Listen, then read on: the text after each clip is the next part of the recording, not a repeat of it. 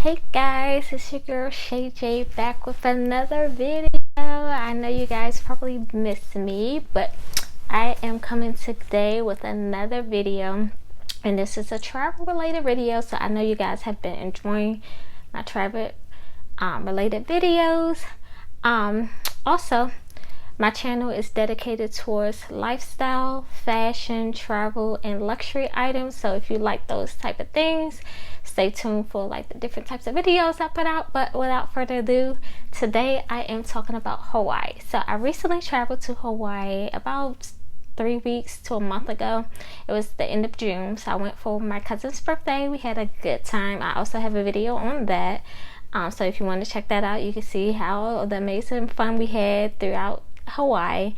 We traveled to Honolulu. So this video, I am going over everything that you need to know before you travel to Hawaii, when you get to Hawaii, and like during your stay, so that you will have a smooth process, because I know it's a lot of information and everything keeps changing, like the travel restrictions, it could be a headache.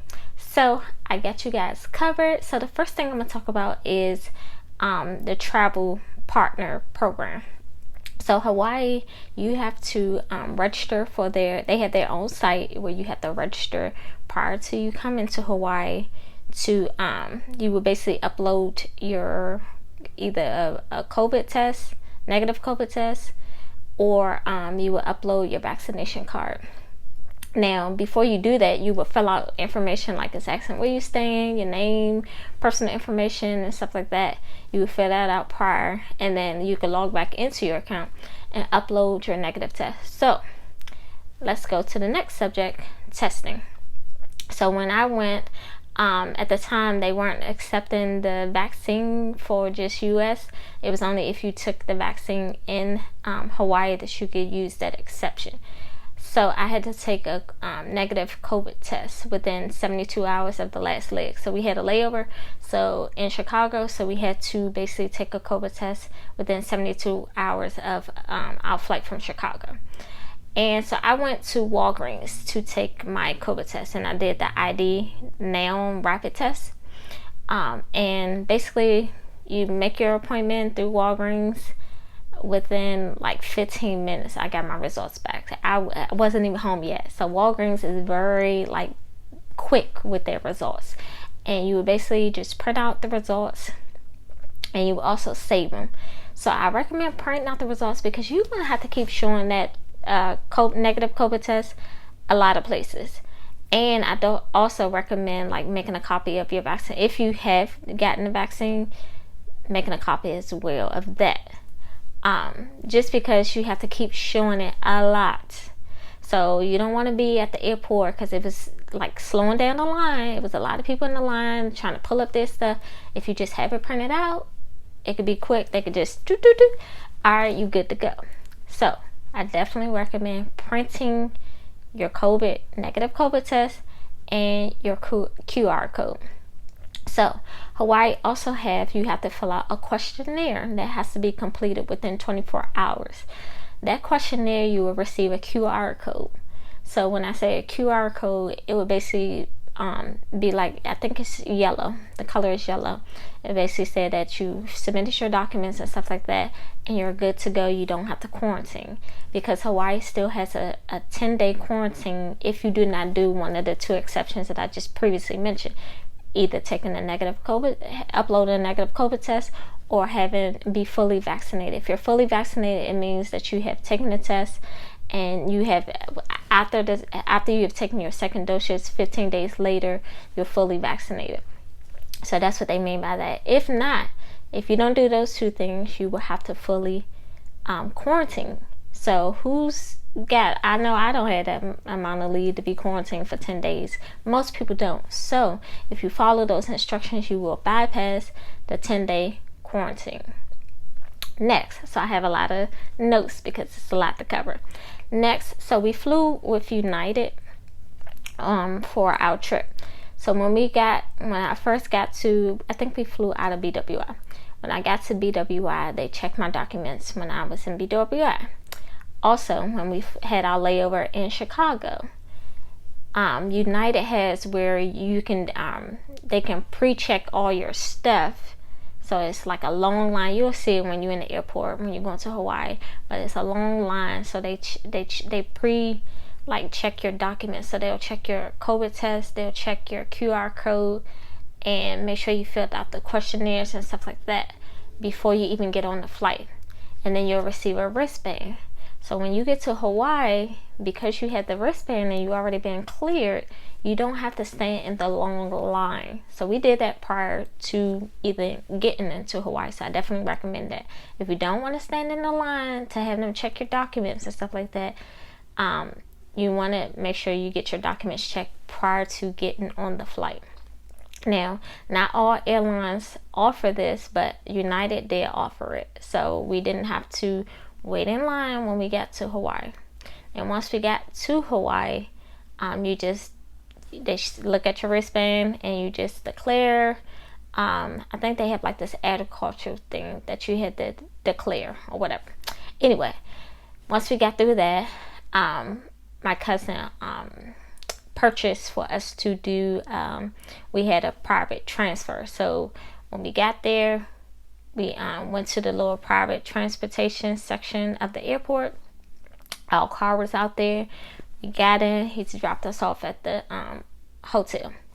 So when we got to the hotel, we stayed at the I think we was at the Waikiki Hilton. It's in my other video, but I'll just link it, and I can't remember off the top of my head, but it was by we was in Waikiki Beach, near the beach. When we got to the hotel, they also check your documents. So I just say keep the documents on hand. Like if you have like a little fanny pack or something where you can easily access the stuff, just have it, because you're gonna keep showing it. Okay, so just be mindful, you're gonna have to keep showing it. Okay, I talked about flying through United and stuff like that when we got in Hawaii. Okay, also in Hawaii, you have to wear your mask indoors and throughout. So they are very strict about the mask in Hawaii. So if you're not eating or drinking, you have to have your mask on. And that goes into my next topic. When we were in Hawaii back in June, even before the cases started, they did a lot of contact tracing, which I thought was strange, because when you get to the mainland, you don't have all that. But I think it's really good, because like when you go, you have to write your name, telephone number, where you're staying. In case a breakout, they know how to contact you. So I thought that was pretty cool. I was like, why is the mainland not doing that? But Hawaii does. So just be mindful, like when you're going out to different places, they might ask you for your personal information. So just be mindful. Getting around. So Hawaii, their taxis, we really didn't take a taxi, but like for rental cars, they're very expensive for the rental cars, because so many people have been traveling to Hawaii and it's a very limited supply. We didn't do a rental car. We just did Uber and Lyft majority of the time, and I'm gonna get to that. Majority of the time we did Uber and Lyft. So if you want to do a rental car, I definitely recommend you purchasing that months in advance, because when I say limited inventory, it's limited inventory in Hawaii if you're gonna rent your own car. So I'll get to the Uber and Lyft. So we did Uber and Lyft majority of the time when we weren't on an activity and they didn't have transportation and we needed to get around. We did Uber and Lyft. Now, each Uber ride on average costs about $30 to $40. So it was pretty pricey if you think about it, because we were there for a whole week, and that adds up. Like you going from place, it adds up. So just be mindful. You might want to add a little money for transportation, because Hawaii is so spread out. Like one of our activities didn't have transportation when we went to the Kaloa Ranch. That was like a 40-minute ride. So you can only imagine how much that Uber ride was. So just be mindful. And if you don't rent a car, that you might want to put a little bit more money towards transportation costs. We also, to save money, we walked. So we wanted to get food certain days. We walked 30 minutes. I don't have a problem walking. There's nothing wrong with that. It's good exercise. So we walked to save on money as well. And I'll get to food. So the food was, once again, because they only at 50% capacity, food to eat at restaurants and stuff like that were filled up. So one of the restaurants we went to, we had to get there like hours in advance in order to get a seat. So you just want to be mindful. You might want to make reservations like months in advance if you can, to certain spots if you want to go to certain restaurants. Now, we didn't really eat at restaurants too much. We mainly did on the go, like fast food and stuff like that, to save on money, because the food prices are very expensive in Hawaii. So you just want to be mindful on transportation and food prices when you go to Hawaii. So the majority of our budget went towards food and transportation. So just be mindful, like if you know, like you like a certain lifestyle, just be mindful to have a certain amount of spending money, especially if you're going to be there for a week like we were. They also have public transportation. We didn't really catch the public transportation, but I did see the buses. But if you took the bus, it was going to take, like, if we would have went to Kaloa Ranch from where we were located, it was going to take you hours to get back. So we just like, whatever, we'll pay for an Uber ride. So that's what we did. And then one day we decided to rent through Turo. That's another option. We decided to do that, and it was like, I think $40 per person. And we basically had the car for I think 2 days. We had the car and we just drove around wherever we needed to go, and it was just smooth sailing. And then we returned the car back to the person, back to the owner. So I definitely recommend that. I didn't really do the application for that. One of my friends did it that went on the thing, so I don't really know the process, but I know we gave her, it wasn't very expensive. We just got a little regular car and we drove around to places that we wanted to get to, that you need a car to get to, because everything, like I said, is spread out. So we did use Turo. Next, for food and activities, like I said previously, because they're at 50% capacity, every place be really packed. So you might can't eat out every day. You might can't go to a restaurant every day unless you plan on waiting just to get seated. So you might have to do fast food sometimes, or you might have to go to the grocery store and have, make your own meals. So just be mindful of that. As far as activities,